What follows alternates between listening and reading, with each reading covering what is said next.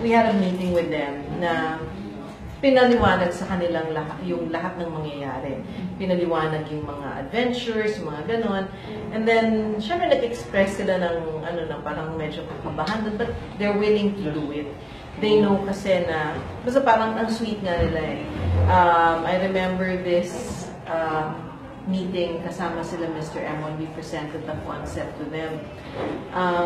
They asked me, so, what are you doing after this? And then I said, no, this is my last.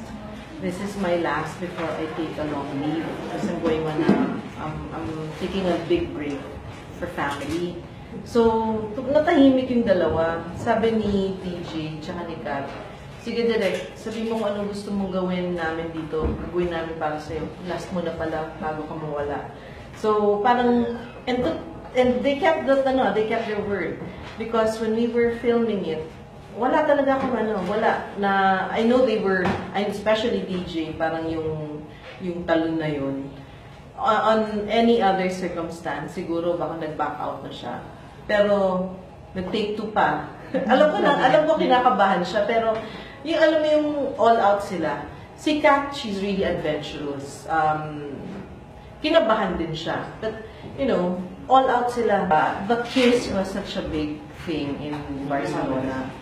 But, hindi siya hindi siya yung, kumbaga pa, I didn't let it pressure me.